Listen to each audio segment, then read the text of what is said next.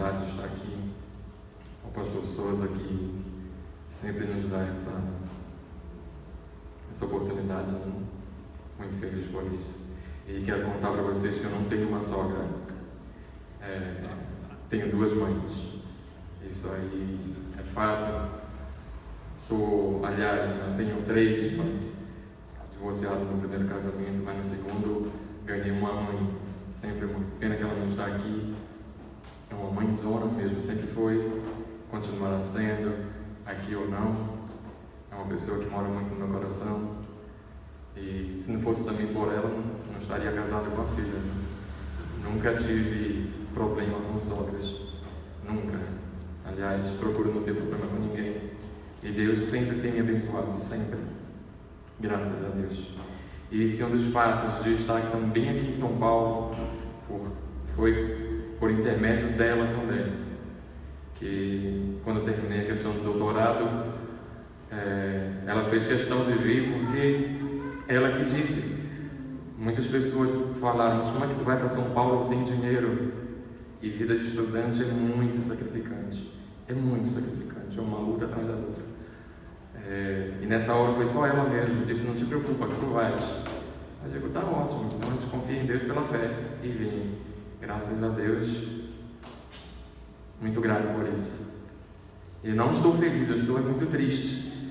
Ela vai porque ela quer ir mesmo, porque por mim ela já ficava aqui, não ia mais.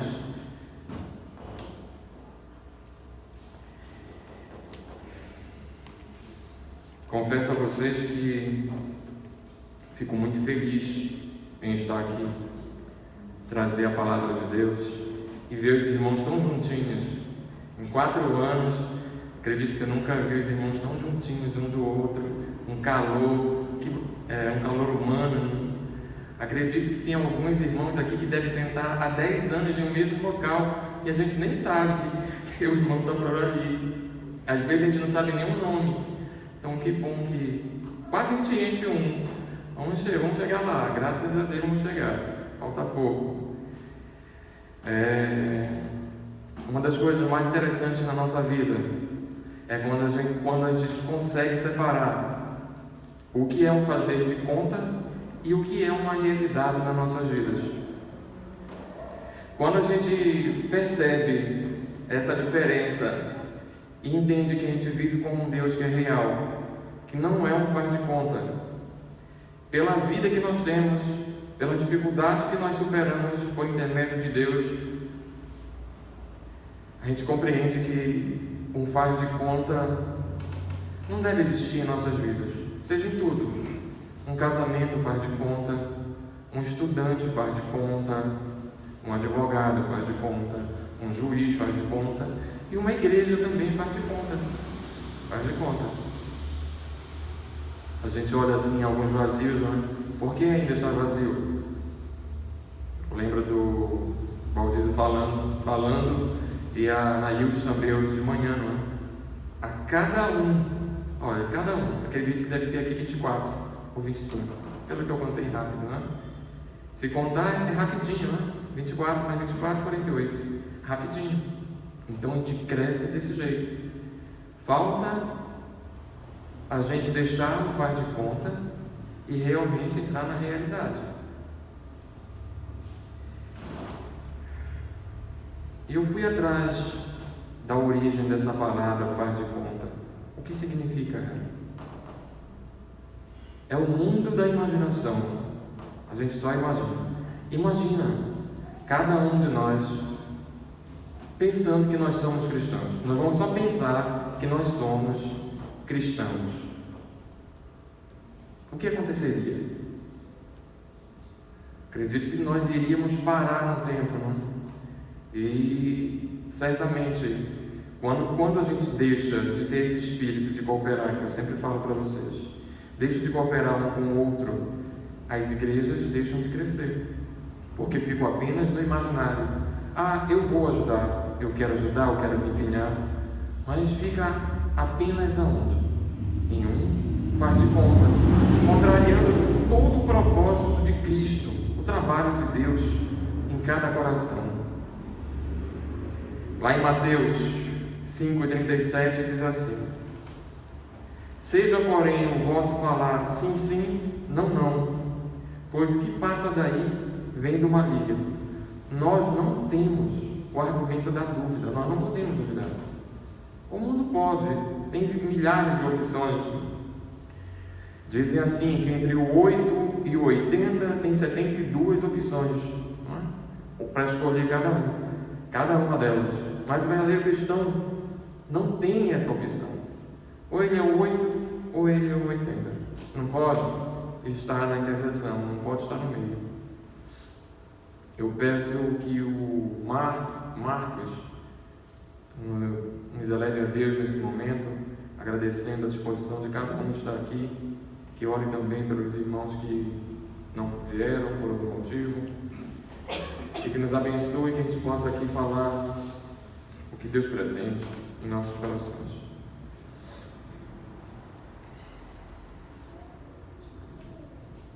Bendito Deus eterno Pai, Senhor, mais uma vez entramos na sua presença, Senhor.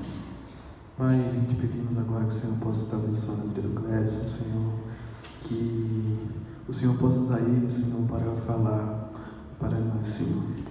Pai, prepara nossos corações, Senhor, para entender o que ele vai falar e colocar em prática, Senhor. Tudo isso eu te peço, te agradeço, convidando meus pecados. Amém. Amém. Então, voltando ao mundo do faz de conta, nós temos a ideia que é uma fantasia, aquela felicidade ilusória. Eu tenho a ideia daquela felicidade, mas eu não consigo materializá-la, fica apenas no meu imaginário. É um fingimento, Imagine um cristão fingindo ser cristão. Quando é que nós sabemos que um cristão finge? É quando ninguém te reconhece como um cristão. Tu vive 10 anos na escola, tu vive 20 anos no teu trabalho e ninguém sabe que tu és cristão. Deve ter alguma coisa muito errada nisso. Então nós não temos como viver fingindo, dissimular, fingir, hipocrisia. Tudo isso vem dessa palavra fazer de conta. Nós também temos outro, né? É uma ilusão. Cristo fala também muito claro que muitas das vezes a gente trata de alguns conceitos pelas aparências, né? Eles dizem que nós não devemos julgar segundo as aparências. Então nós não devemos ter apenas uma aparência de cristão, nós devemos ser realmente cristãos e não fazer de conta. E eu fico lembrando de quando eu era bem pequenininho, eu brincava de fingir todas essas coisas, brinquei de muitas coisas. Fazia de conta todas, né? Fazia de conta que era médico, fazia de conta que era saudável, fazia de conta tudo isso. De todas essas coisas. Né? Quando eu fiz 7 anos, minha tia me convidou. Vamos à igreja. Então eu comecei a frequentar a igreja. Quando eu fiz 11, resolvi aceitar Jesus Cristo. E ela disse, agora não existe mais um faz de conta. Isso com 11 anos. Quando eu tive 17, eu fui e me batizei. Eu digo, realmente não dá para fazer de conta. Temos que ser realmente, colocar em prática o serviço de Cristo, o trabalho de Cristo. E sabemos que isso daí não é fácil. Servir a Cristo hoje, verdadeiramente, é cada vez mais complicado quando realmente tentamos ser apenas nós mesmos. Sabemos que Cristo que nos fortalece, é Ele que retira esse faz de conta de nós. Um dos fatos relevantes da questão da aparência foi com a questão de Samuel, que ele tinha que escolher um rei, ungir um rei. E ele chegou e disse, é esse? Deus falou para ele, não é esse. Não é esse que é o mais formoso, é o menor, é o pastor de ovelha. Então, Deus retira isso de nós, essa questão da aparência, dessa ilusão, que é isso que é um ponto do faz de conta. Como eu falei ainda agora para vocês, eu não devo estar pautado apenas em uma aparência de ser cristão, eu devo vivenciar a palavra de Deus, buscar É isso que nós vemos agora, eu estou vendo aqui, não? É essa união, é essa proximidade, é essa diminuição da distância. Assim nós nos tornamos realmente cristãos. É tentando escutar a voz do outro, é sentando ao lado do outro, é não deixar um ficar distante do outro, é fazer uma ligação para o irmão, perguntar se o irmão está bem, fazer uma visita. Imagine fazer de conta que você ama alguém. Acredito que isso está se tornando endêmico em nossas igrejas. Hoje, grande parte dos casais se divorciam nas igrejas. Grande parte estão se divorciando. Por quê? Fazem de conta que estão casados. Eu canso de ver pessoas que casam e continuam tendo vida de solteiro. É ir para as festas, é ir para as baladas. Não tem aquele compromisso, não viver uma realidade. Não houve aquela restauração de Cristo na vida dessa pessoa, porque a pessoa não permite. E isso é um outro tipo de ilusão, a ilusão pelo sentimento. A gente imagina que seja bom, mas na realidade não é, apenas uma ilusão.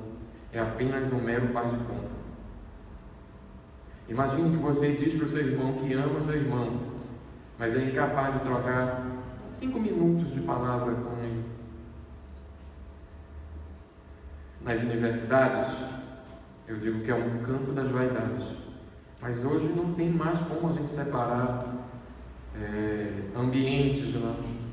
Já que nós não temos como saber apenas pela aparência quem é cristão ou não. Mas quando nós chegamos próximos a alguns professores ou alguns colegas que têm um pouco mais de privilégio dentro da academia, eles se levantam e vão embora. Vão embora. Não te dão 1 minuto de conversa. Primeiro que eles pensam que você vai pedir algum favor para eles. Chego lá, eu estou precisando disso, meu irmão, me ajuda. Eles não fazem isso. Alguns imaginam que você é um concorrente dele. Agora imagine isso dentro da igreja. Que você chega, não sei se os irmãos presenciaram isso alguma vez. Um irmão que você não tem muita afinidade, senta ao seu lado, você levanta e vai embora, vai para o outro lado. Porque você não quer sentar perto daquele irmão. Aí eu digo, é ou não é um faz de conta? É um faz de conta. Ou é sim ou é não. Você não tem a opção do meio, do talvez. Ou é sim ou é não. Se você não gosta do irmão, se ajoelhe e ore, aprenda a gostar. Amar é um aprendizado. Ninguém nasce amando. Ninguém nasce amando. Ninguém. Amor é um aprendizado. Então, se eu aprendo a ter raiva, eu posso aprender a amar. Eu não gosto do irmão. Logo, eu não sou cristão. Eu sou um mero faz de conta. Eu sou um mero fingidor. Combina todas essas coisas no faz de conta. Eu sou hipócrita, eu sou fingidor, eu sou enganador. Por quê? Porque eu sou incapaz de amar. E é um dos fundamentos do cristianismo. É o amor. Se você é incapaz de amar, não terá um lugar cativo lá em cima. Aí o irmão vai e a gente não vai. Porque não aprendeu a amar. Não dá para brincar com Deus. Eu fico pensando às vezes, como é que isso ocorre, né? Eu disfarço. Eu engano meu irmão, mas eu esqueço que Deus é onisciente, onipresente e onipotente. Eu tento enganar a quem? Não tem como você enganar Deus. Ninguém engana. Não existe essa capacidade. E também existe o faz de conta pelo vício. Não, eu vou para a igreja porque eu não tenho algo melhor para fazer. Eu vou lá para a igreja, pelo menos lá vou escutar uma música legal, vou escutar uma conversa legal. Mas eu não quero me envolver em nada da igreja. Eu não me envolvo com a igreja. eu fico pensando também, refletindo, o que é realmente essa igreja que nós pensamos? Eu não consigo entender uma igreja só com um braço, uma igreja só com uma perna, uma igreja só com um dedo. Se eu perguntar para vocês quem é a pessoa mais importante na igreja, certamente a gente vai pensar Cristo. Ele é o cabeça da igreja. Mas cada um de nós somos uma parte desse corpo. Olha, não, lembre-se disso, lembre. Se chegar no final da mensagem, eu sempre falo com a Camila, fico olhando, mas eu não vou falar o que falar, vou dizer assim. Se chegar no final da mensagem, lembrem disso, não existe igreja no singular. Não existe igreja no singular. Só existe igreja no plural. Só existe igreja no plural. Então não adianta você tentar fazer tudo na igreja, porque isso Deus não quer. Deus não quer que só você trabalhe. Deus não quer que só você venha e fale para cá. Deus não quer que só você contribua. Às vezes eu fico pensando onde vai a inteligência do ser humano, pensar que Deus precisa de dinheiro. Eu não entendo isso quando algumas pessoas falam isso. Vocês vão para a igreja porque tem que pagar isso, pagar aquilo. Eu digo, meu irmão, se você tiver 5 minutos só para escutar que Deus não precisa de nenhum centavo teu, porque Ele é dono de tudo. Então imagina alguém ser dono de tudo e precisar do que tu tens. Não tem condições. O que é que Cristo quer? É que a gente aprenda a cooperar um com o outro. É isso que Deus quer. É essa que é a realidade. É deixar o faz de conta. Pensa comigo. Jesus Cristo precisava de alguém para trabalhar com Ele? Não, de ninguém. É o Todo-Poderoso, Ele não precisava. Por que Ele chamou 12? Porque Ele queria colocar na cabecinha de cada um que havia necessidade de um cooperar com o outro, de um aprender com o outro, de um ajudar o outro. É isso que constitui a igreja. É isso que materializa a igreja. É isso que sai desse faz de conta, dessa anestesia, que o vício é um anestésico para a gente. A igreja não deve ser um vício. A igreja deve ser um prazer. Por que eu venho para a igreja? Eu não venho para a igreja para receber bênçãos. Eu venho para a igreja para agradecer a Deus. Agradecer a minha existência. Eu já respirar já é uma bênção. Eu venho para agradecer. E também porque nós amamos a Deus. Essa é a finalidade de estarmos aqui. De trabalharmos juntos, de vivenciarmos. É sair desse faz de conta, dessa anestesia, desse estado de conformidade. Eu imagino que para os irmãos, quando chegaram aqui, que viram as vidas, tiveram alguma dificuldade. E agora, como é que eu vou sair daqui? Eu sempre sentei aqui. Então, sair do local é muito incômodo. Sair daquela zona de conforto. E algo me veio à cabeça em relação a isso. Me lembrei da questão de Ló. Ló é um exemplo clássico disso, Ló e Abraão. Um decidiu por si só. Olha, quisera todos os domingos a gente sentasse desse jeito, que não fosse preciso ter uma fita, mas que a gente sentasse juntos, buscasse esse espírito de igreja, de comunidade. Igreja é uma comunidade cristã, que buscássemos isso, essa proximidade, que não venha só porque tem uma fita, eu não vou sentar aqui, mas só se não tiver mais lugar aqui, no meio, eu vou para lá, mas enquanto não tiver, eu vou lá primeiro isso, depois eu vou para lá, porque isso é o espírito de comunidade, a gente pensar no todo. Ló não pensou assim. Ló disse, eu quero esse daqui, eu vou para esse lado. Abraão disse, não, então se tu vai para lá, eu vou para esse lado, o outro lado.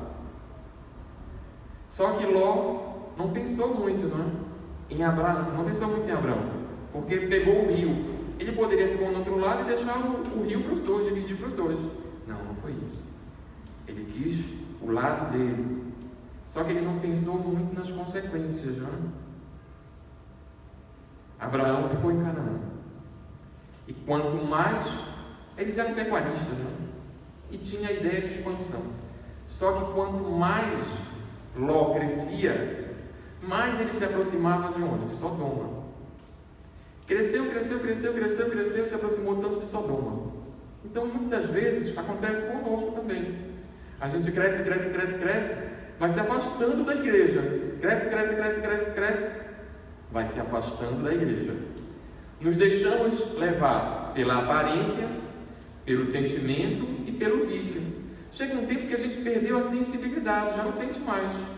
Você já não sente mais que está mergulhado no mundo.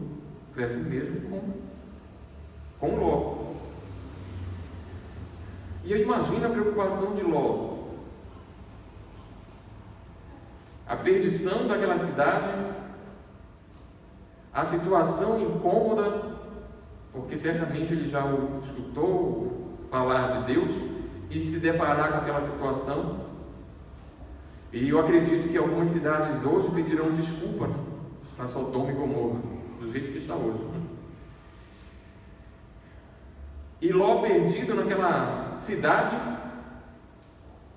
aonde havia tudo de errado, e Deus chama a Abraão e diz: olha, eu vou destruir aquela cidade. E eu imagino o que passou no coração de Abraão, no momento dela Abraão. Aí ele chega com Jesus, com Deus e pergunta: mas vai destruir tudinho que tem lá? Os justos e os injustos? Ele falou: não, de forma alguma, jamais irei fazer isso. Se eu tiver 50 lá, justos, vai destruir? Não irei destruir. Ele chegou mais uma cabeça, abaixou a cabeça. Ele sabia que eu digo para vocês: não tem como fazer de conta com Deus. Aí ele baixou a cabeça e falou assim: mas se tiver só 30? Não destruirei Sodoma. Aí de novo dói o coração de Abraão, e ele diz: mas se tiver só 25? Não irei destruir. Aí eu fico pensando, o que Ló estava fazendo só naquela cidade? Deixou de seguir a Deus, já não falava mais de Deus. Não havia mais diferença entre Ló e o povo de Sodoma. Não havia. E isso é tão fato que ao sair da cidade, porque muitas vezes quando a gente passa a fingir, quando a gente passa a dissimular, nós ficamos nervosos porque nós não sabemos, nós não conseguimos dimensionar o poder de Deus e queremos resolver tudo por nossa própria mão. Eu tento resolver tudo de acordo com o que eu entendo que seja correto. Os anjos foram lá falar com Ló. Só que quando os anjos chegaram lá, a cidade era tão pervertida, mas tão pervertida, que os sodomitas queriam ter relação sexual com os anjos. O apelo. Imagine aí a dificuldade dessas pessoas não imaginar com quem estavam falando. Por quê? Porque perdem a razão.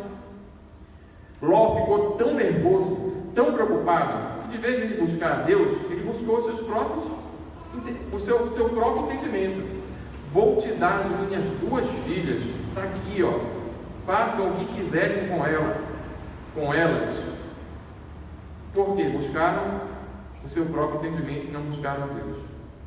Um outro fato também que Ló passa era quando foi sair da cidade de Sodoma. Como a mulher de Ló também estava na ilusão, no amor por Sodoma, porque aquelas pessoas amavam. Não pense que as pessoas também não amam. Ou, aliás, não é um amor, é uma ilusão do amor.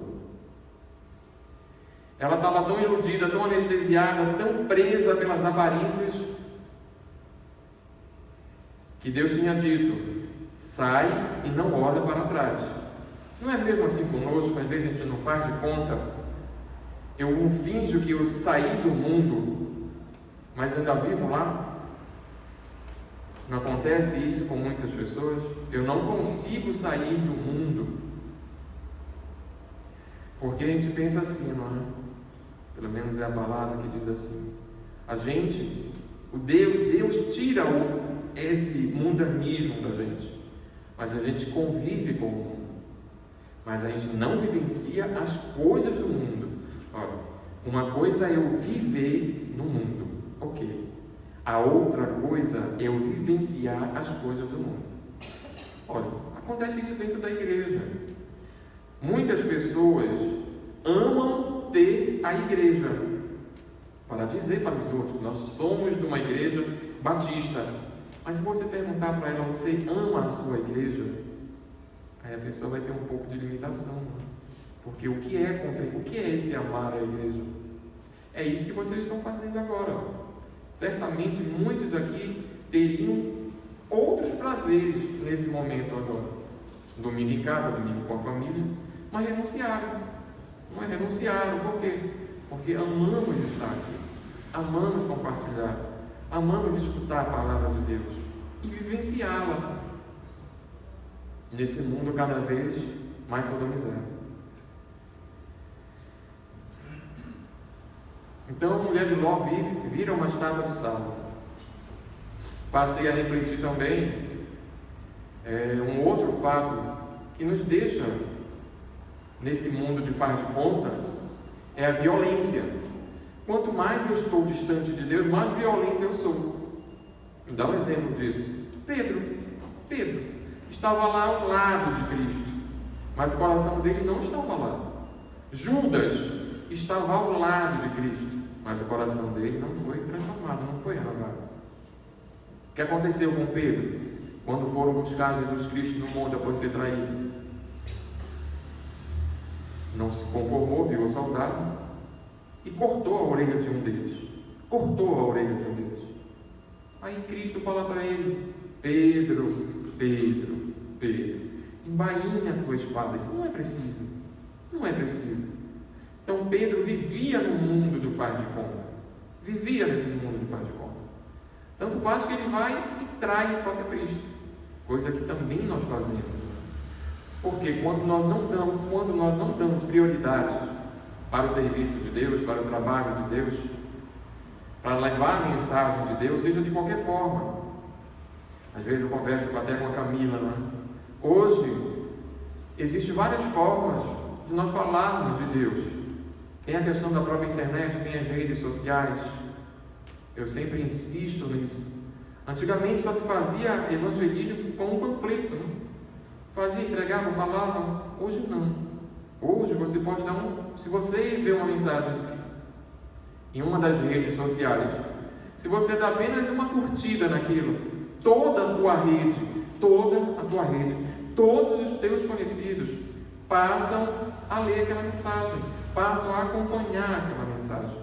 Então isso é uma das formas que nós temos hoje de alcançar. Não é preocupação nossa, que a gente diz assim, não é que todo ouvido, todas as pessoas devem ouvir a palavra de Deus. Ok, isso compete a nós, que nem quando Cristo chegou.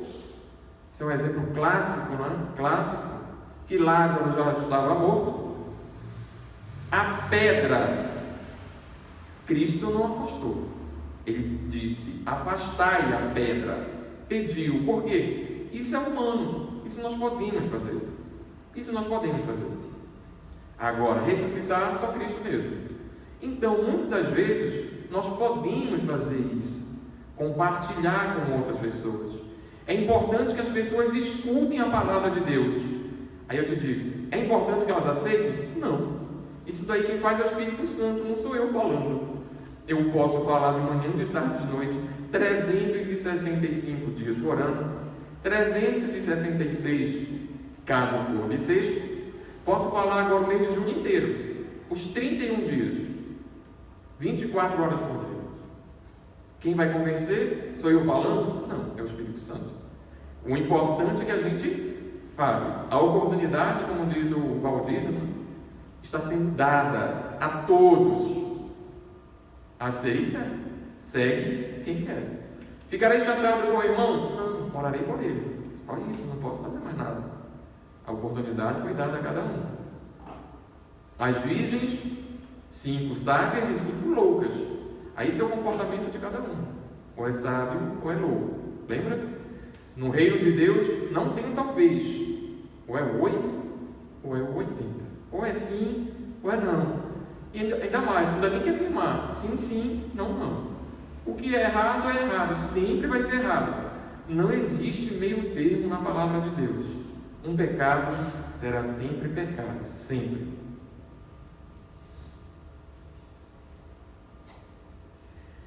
E quando nós vivemos num faz de conta, uma das coisas também é comum. Eu não aceito os meus erros. Eu erro. Eu sou um pecador, mas não me alegro em pecar. Mas eu me torno um campeão de rastrear a falha dos outros. Eu rastreio a falha dos outros. Para quê? Para que eu possa justificar os meus. Eu justifico os meus erros.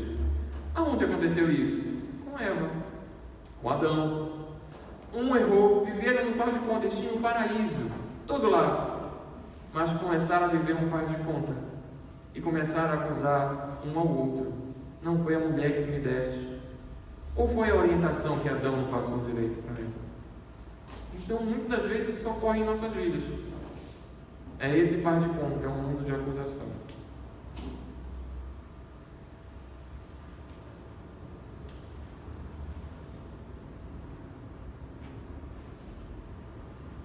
Muitas das vezes, o faz de conta nos cega. Voltando à questão só para finalizar, Ló, quando foi que ele escolheu as campinas, ele não imaginou quem estaria ali. Não imaginava quem era aquela população. E isso que às vezes nós temos também, nós chamamos disso de custo espiritual. Custo espiritual. Sair da zona de conforto por conta própria é um custo muito grande, porque eu passo a não depender de Deus. Olha, pensa comigo, o que passava na cabeça de Ló? Era a imagem do rio, estava a imagem do rio, não precisava de chuva. Logo, se não precisava de chuva, não precisava de Deus, não precisava de ninguém, porque aquelas terras seriam irrigadas, semelhante ao Egito. Mas que, como eu falei a vocês, a história, a Bíblia relata que esse custo espiritual foi muito grande. Perdeu a mulher, as próprias filhas realizaram a questão de incesto com ele, que não tinha mais ninguém, própria família. E o que teve de bom na vida de Ló? Nada. Nada. Por quê? Porque no faz de conta eu estou sozinho. No faz de conta eu estou sem cristão. No faz de conta eu estou sem cristão. Deus nunca estará contigo no faz de conta. Se você sai, se você convive com as pessoas na rua, as pessoas não querem saber o que você faz para o reino de Deus. As pessoas querem saber o que é que Deus faz na tua vida. Tu pode ter certeza disso. Pouco importa o que tu estás fazendo. Diferente de Deus. Deus pouco liga, porque as pessoas pensam de ti. Se tu não és faz de conta, Deus sabe o que tu faz por Ele. E no tempo certo será recompensado. O mundo, não. O mundo quer saber o que teu Deus faz por ti. Não é isso? E nisso daí surgem algumas teorias que complicam tudo, não é? Que eu não vou aprofundar. Teoria da confissão positiva, teoria da prosperidade. E isso daí vai levando muitas pessoas. Estava assistindo algumas reportagens semana passada e fiz algum levantamento. E muita tristeza mesmo. Nossos líderes, alguns políticos, eu sempre falo, diferencia a questão da política, mas da politicagem. Grande parte da bancada evangélica, grande parte da bancada evangélica, chega em casa, verifiquem, digitem lá no Google, coloquem assim, bancada evangélica e corrupção. Coloquem, para que vocês não pensem que sou eu que estou dizendo. Mais da metade vive nesse mundo de faz de conta, envergonhando a palavra de Deus, dizendo que, porque não são eles, é o povo evangélico, é todo mundo num saco só. Todo mundo não sabe salvo. Nós sabemos que Deus nos vê pela individualidade, né? Não importa o que os outros estão fazendo, importa que eu faça para Deus. Mas o mundo não vê assim. O mundo cria estereótipos. Se você está nesse faz de conta, o mundo também reconhece que você é um faz de conta que é cristão. Então, que moral tem a nossa bancada evangélica para falar de Cristo se vive na corrupção? Eu queria que vocês me dissessem de coração, que vocês refletissem isso. Que moral nós temos para falar de qualquer pessoa? Se nós somos faz de conta, nós somos um cristão faz de conta. Que moral nós temos para falar de Deus? Deus não aceita isso. Ou é sim, ou é não. E isso é muito triste. E falo para vocês com uma enorme dor no coração. Isso vai ter um efeito muito negativo. Amanhã, depois da manhã, virá. E com muita força. Acompanhe as discussões que tem nessas redes sociais e vocês vão ver que estão falando dos evangélicos. O que estão falando dos evangélicos? O que estão fazendo com a palavra de Deus? E não são apenas cristãos. Hoje, se você recuar 20 anos, os evangélicos eram apenas entre 7% e 12%. Hoje, são 22% da população brasileira são evangélicos. Gente, é muita gente. É muita gente. Chega quase aos 40 milhões de evangélicos. Agora, quantos desses são evangélicos faz de conta? Infinitos, uma infinidade deles. Ocupam as mídias, ocupam as redes sociais e falam de Deus e nem sequer utilizam a Bíblia. Falam de si mesmo. Cristo já nos deu um alerta. Cristo nos deu um alerta. Aonde está isso? São a questão dos falsos apóstolos que chegarão no final do tempo e enganarão a quê? A muitos. Muitos serão enganados, até a gente. Passaremos a acreditar nessas pessoas. E eu só te pergunto uma coisa, finalizando. Por que nós somos enganados? Reflita agora, reflita. Por que nós somos enganados pelos falsos apóstolos? Quem tem a Bíblia? Levante assim para que eu possa ver. Levante assim. Ótimo, que bom. Muitas Bíblias. Seremos enganados porque nós não conhecemos a verdade. Eu deixo de conhecer a verdade e me torno uma presa fácil desses falsos apóstolos. Aonde estão eles? Aqui dentro da igreja. Estão nas escolas, estão em todos os lugares.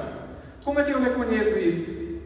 Quando ele deixa de ter esse espírito de igreja, deixa de ter o espírito plural e passa a ter apenas um espírito singular. Ele é a igreja. Isso é um reconhecimento. Onde está isso? Na própria palavra de Deus. Né? Conhecereis a verdade e ela te libertará. Nossa verdade é quem? Cristo. E nós não precisamos fazer igual Tomé. Um crente faz de conta, ele precisa ver para crer. O verdadeiro crente precisa ver para crer? Não. Nós temos o quê? Fé. Fé. Eu não preciso ver para crer. Jamais devemos ser um crente faz de conta.